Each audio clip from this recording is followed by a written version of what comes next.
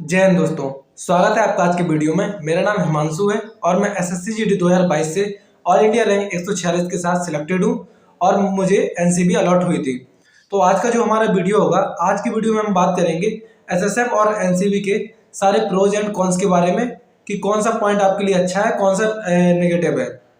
और डिपेंड आपके ऊपर करता है कि आपकी प्रायोरिटी और आपकी प्रेफरेंस के हिसाब से कौन सी जॉब आपके लिए बेस्ट है, और ये चीज़ आपको डिसाइड करनी है। मैं सारे के सारे फैक्ट बताऊंगा, कोई भी चीज़ मैं नेगेटिव या पॉजिटिव नहीं कहूँगा, बाकी आपको डिसाइड करना है। और अगर इससे पहले वीडियो को शुरू करने से पहले अगर आप चैनल में नए हैं तो चैनल को सब्सक्राइब जरूर कर देना। हाँ, एक चीज़ और, मैं सोच रहा हूँ कि जो अभी 3 महीने हमारे आने वाले बचे हैं, इसमें हम लोग 90 डेज टारगेट शुरू करें, जिसमें मैं आपको डेली बताऊंगा कि आपको क्या क्या कैसे कैसे पढ़ना है ताकि आपकी रेगुलरिटी बनी रहे। तो अगर आपको ये वीडियो चाहिए या सीरीज चाहिए आपको 90 डेज वाली, तो आप कमेंट करके जरूर बताना कि अगर आपको इस चीज़ की ज़रूरत है तो मैं उसी हिसाब से इसको स्टार्ट कर दूंगा 1-2 दिन में। बाकी वीडियो को शुरू करते हैं। जो आज के हमारे पॉइंट होंगे उनके बारे में पहले हम बात कर लेते हैं, फिर एक एक करके उनके बारे में बात करेंगे। तो हमारे जो पॉइंट है वो है यूनिफॉर्म कैसी होती है, ड्यूटी आवर, प्रमोशन क्या है इनके, लोकेशन और ट्रांसफर, क्वार्टर्स यानी कि आप फैमिली रख सकते हैं या नहीं रख सकते हैं, travel allowance, reward, salary, leave यानी कितनी छुट्टियां हैं, ट्रेनिंग, वेपन और मेडिकल फैसिलिटी और राशन मनी। इतने सारे आज के हमारे पॉइंट होंगे और शायद ही आपको कोई पॉइंट छूट पाए। सारे के सारे पॉइंट और आपके डाउट क्लियर हो जाएंगे। फिर भी अगर आपको कोई डाउट बचे तो आप कमेंट सेक्शन में या टेलीग्राम में जरूर पूछ लेना। और टेलीग्राम चैनल का नाम है हमारा हिमांशु एनसीबी, उसकी लिंक आपको डिस्क्रिप्शन में मिल जाएगी। तो जो हमारा सबसे पहला पॉइंट है यूनिफॉर्म, तो अगर हम एसएसएफ की बात करें तो एसएसएफ में 2 टाइप की यूनिफॉर्म होती है। एक तो खाकी होती है, दिल्ली पुलिस जैसी होती है, ब्लैक बेल्ट और टोपी और नॉर्मल खाकी ड्रेस होती है, और दूसरी होती है ब्लैक कलर का सफारी सूट। और अगर हम एनसीबी की बात करें तो एनसीबी में कोई भी ड्रेस नहीं होती है, सिविल ड्रेस होती है। जब आप किसी ऑपरेशन या किसी मिशन में जाएंगे तो आपको एक कोटी टाइप की दे दी जाएगी जिसमें एनसीबी लिखा होगा। बस अगर जिन लोगों को सिविल ड्रेस पसंद है तो वो एनसीबी में जा सकते हैं, जिन लोगों को खाकी पसंद है या यूनिफॉर्म पसंद है तो वो एसएसएफ को चूज कर सकते हैं। अब आता है duty hour. Duty hour SSF की बात करें तो एसएसएफ में 3 टाइप की ड्यूटी होती है। एक होती है जनरल शिफ्ट। जनरल शिफ्ट होती है ऑफिस ड्यूटी, और मोस्टली लड़कियों के लिए भी वही ड्यूटी होती है जो होती है 9 to 5 वाली। और जो दूसरी होती है हमारी वो होती है प्लाटून ड्यूटी। प्लाटून के अंदर भी 3 टाइप की ड्यूटी आती है। पहला होता है सुबह 7 बजे से दोपहर के 1 बजे तक, 6 घंटे की। दूसरी होती है दोपहर के 1 बजे से शाम को 7 बजे तक, ये भी 6 घंटे की होती है। और तीसरी होती है शाम के 7 बजे से सुबह के 7 बजे तक, यानी कि 12 घंटे की ड्यूटी। तो अब इसमें क्या होता है कि अगर आपकी 6 घंटे की ड्यूटी है तो आपको 18 घंटे का रेस्ट मिलेगा, और अगर आपकी 12 घंटे की ड्यूटी है तो आपको 36 घंटे का रेस्ट मिलेगा। अब बात करें एनसीबी की, तो एनसीसी में 10 बजे से 5 बजे तक की ड्यूटी रहती है, या 10 से 5:30 बजे की ड्यूटी रहती है नॉर्मली। लेकिन अगर आप जोनल ऑफिस में गए हैं तो आपको अगर रेड पे जाना पड़ रहा है, रेड के लिए जाना है, तो आपको कभी भी जाना पड़ सकता है। लेकिन मोस्टली आपकी 9 to 5 या 10 to 5 ड्यूटी रहेगी, ऑफिस ड्यूटी रहती है। तो ये ऑलमोस्ट सेम है। फिर हमारा आता है प्रमोशन।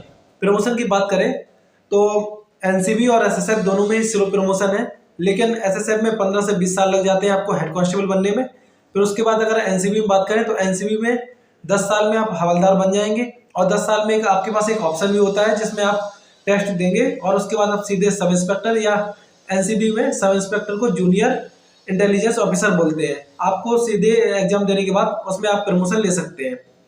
तो ये दोनों पॉइंट हैं, बाकी आप देख सकते हैं कि आपको कौन सी पसंद है। फिर है हमारा नेक्स्ट पॉइंट ट्रांसफर।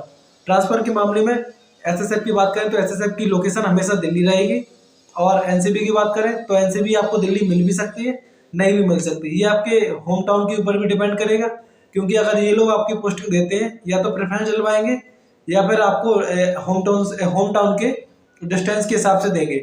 और 4-5 साल आप बाहर रहेंगे या 6 साल रहेंगे, उसके बाद आप अपने होम टाउन भी आ सकते हैं और परमानेंट घर में भी रह सकते हैं। तो ये आपका लोकेशन और ट्रांसफर का हो गया। फिर हमारा नेक्स्ट पॉइंट है क्वार्टर एंड फैमिली। आप फैमिली रख सकते हैं या और आपको क्वार्टर्स मिलेंगे या नहीं मिलेंगे। तो एसएसएफ और एनसीबी दोनों में ही क्वार्टर्स फैसिलिटी है, दोनों में ही आप अपनी फैमिली रख सकते हैं। और एसएसएफ में बात करें तो एसएसएफ में जैसे आप क्वार्टर्स के लिए अप्लाई करेंगे तो आपको 4 से 5 महीने लग सकते हैं। लेकिन अगर आप एनसीबी में क्वार्टर्स अप्लाई करेंगे, क्योंकि एनसीबी अभी छोटी फोर्स है और धीमे धीमे बढ़ रहा है डिपार्टमेंट, तो क्वार्टर्स आपको बहुत ज़्यादा खाली मिल जाएंगे और हो सकता है आपको 15-20 दिन या 1 महीने में आपको क्वार्टर्स अवेलेबल हो जाएंगे। और अगर आप चंडीगढ़ जैसे सिटी में जाते हैं तो आपको पहले से ही क्वार्टर्स दे देंगे वो तो क्वार्टर्स मिलना एनसीबी में थोड़ा आसान है। फिर आती है ट्रैवल अलाउंस की बात। एसएसएफ में भी ट्रैवल अलाउंस शायद मिलता है, मैं इसके बारे में श्योर नहीं हूँ, लेकिन एनसीबी में क्या है, जैसे आप जोनल में पोस्टेड हैं, जोनल ऑफिस में या जोनल क्वार्टर में आप पोस्टेड हैं, तो आप जिस दिन आप रेड में जाएंगे, तो आपको क्या मिलेगा, 950 रुपये आपको पर डे के हिसाब से आपको ट्रैवल अलाउंस मिलेगा।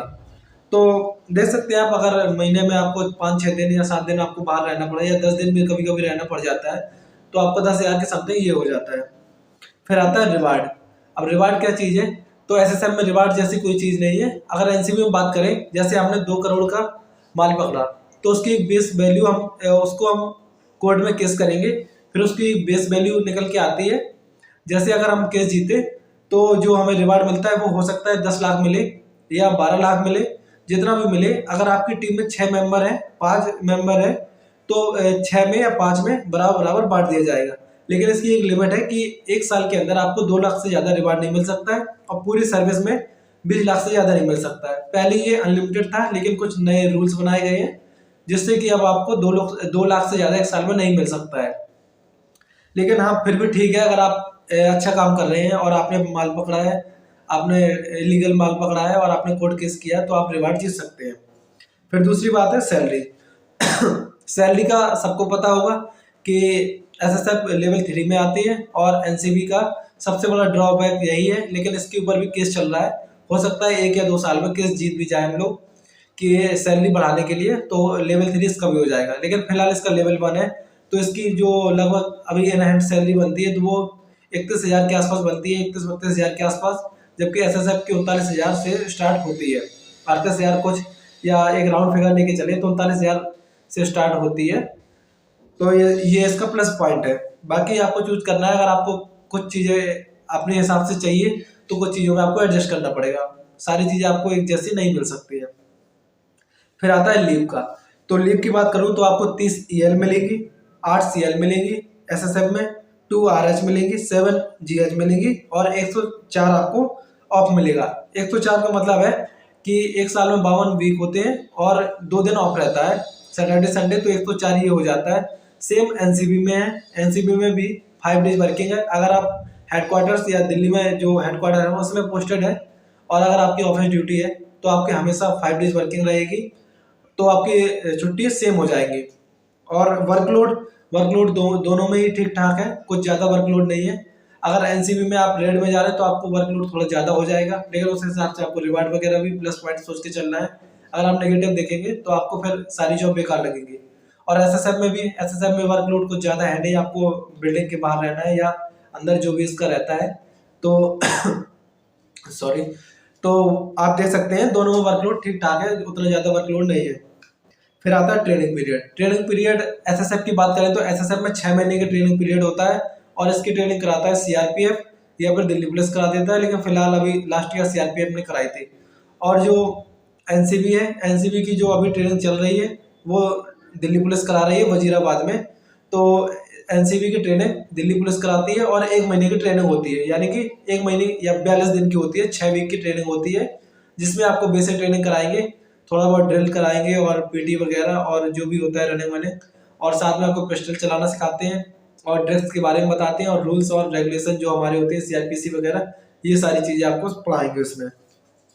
फिर आता है वेपन की बात करें तो दोनों ही फोर्सों में ट्रेनिंग के टाइम में आपको वेपन चलवाएंगे, लेकिन जब आपकी ड्यूटी होगी तो आपको वेपन नहीं देंगे। लेकिन एनसीबी में जब आपकी ज़्यादा ही इमरजेंसी आ जाएगी तब आपको एक पिस्टल मिलती है, और कभी कभार आपको ये मौका शायद ही आए। मोस्टली जो हमारे ऑफिसर होते हैं ऐसा ही होते हैं, वो भी वेपन लेके नहीं जाते हैं। फिर आता है मेडिकल फैसिलिटी।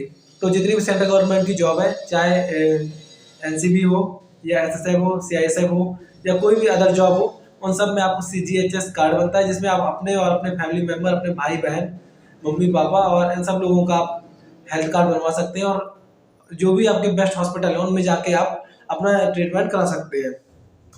फिर आता है जो हमारा पॉइंट, वो है राशन मनी।